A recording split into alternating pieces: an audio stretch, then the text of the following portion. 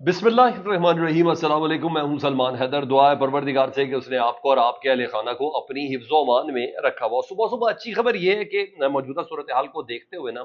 पाकिस्तान तहरीक इंसाफ का जो अपोजिशन इत्तेहाद है, तहफ़्फ़ुज़ तहरीक आइन आइन पाकिस्तान, तहरीक तहफ़्फ़ुज़ आइन पाकिस्तान,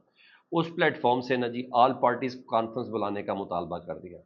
जी हाँ, मौजूदा मुल्क की सूरत हाल को देखते हुए।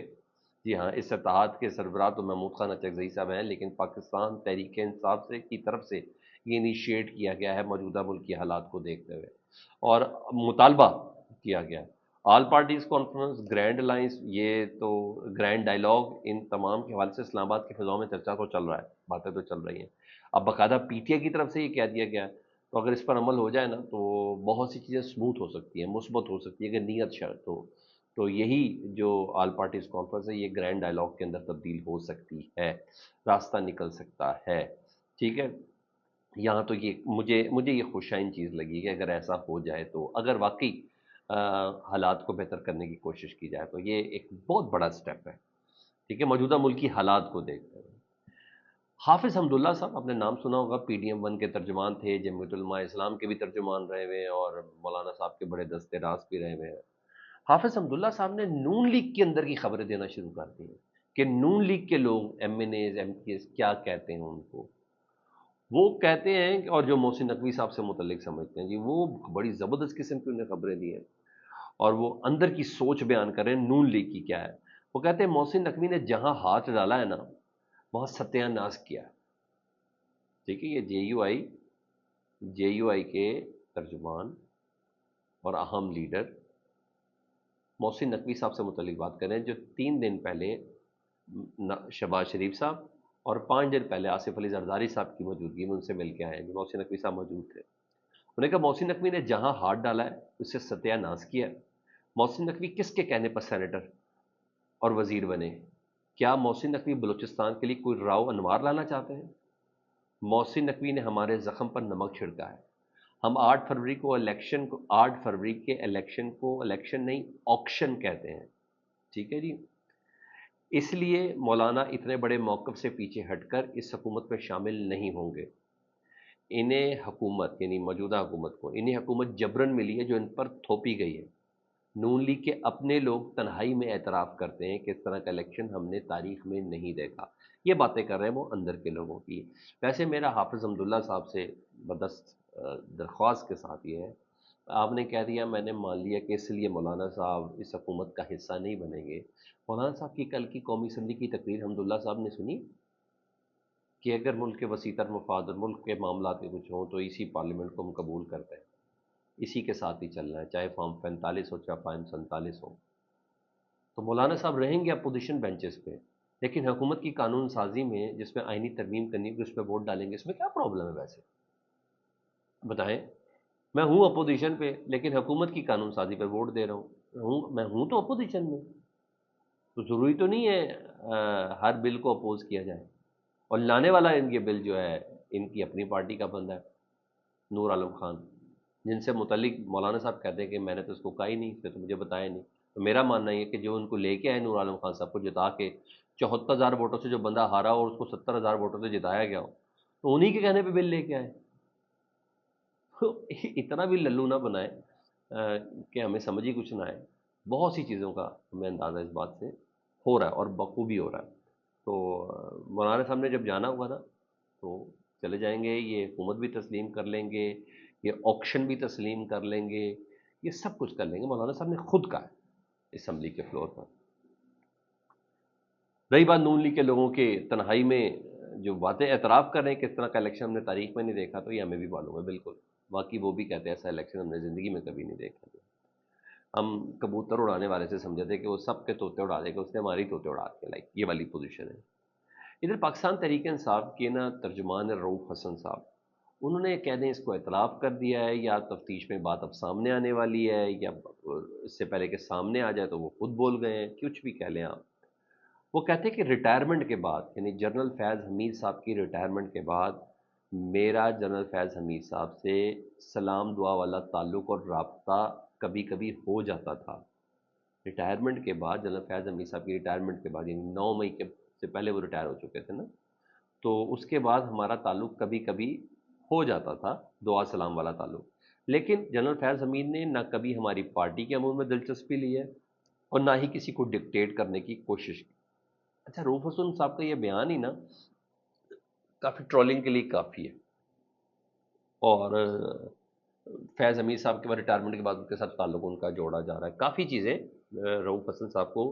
گرفتار کرنے کے بعد، ان کے موبائل سے لینے کے بعد یہ ہوئی ہیں، تو خیر وہ اس بات کو خود کہہ رہے ہیں،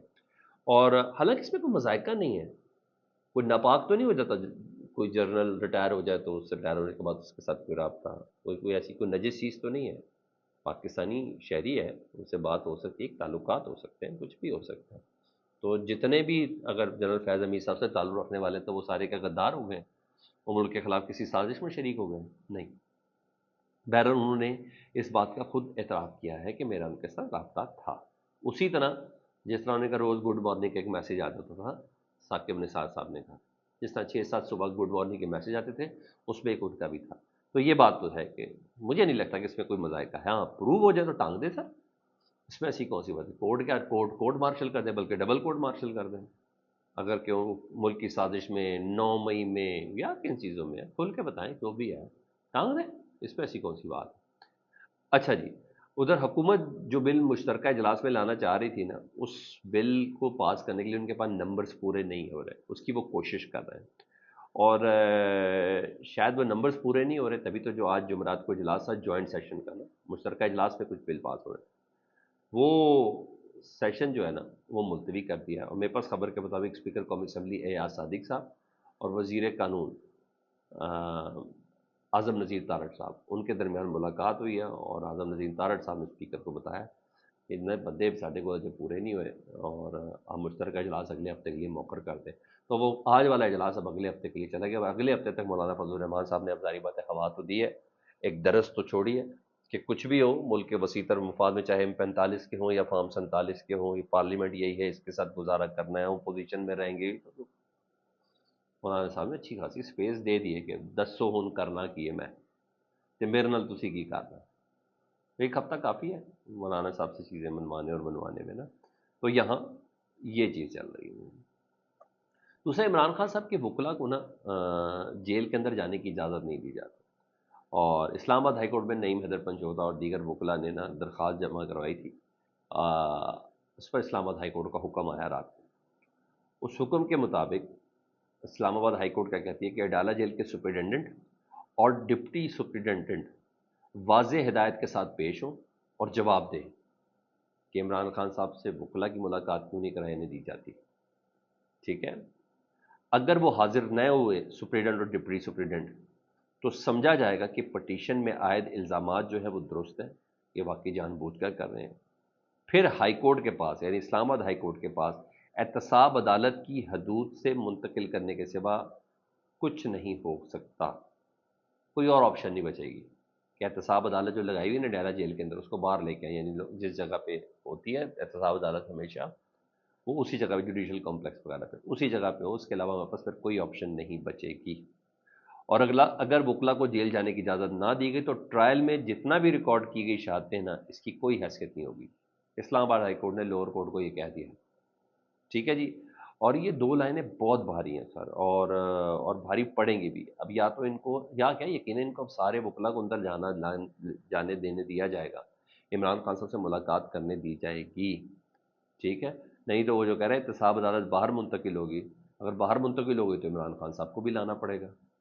وہ یہ کسی صورت افورڈ نہیں کر سکتے، اور پہلے ہی جیل میں جتنے ٹرائل ہوئے سارے کے سارے بڑھ گئے، نے کیا نتیجہ نکلا ان کو ختم ہو گئے، بلکہ جنازے نکل گئے ان ٹرائلوں کے،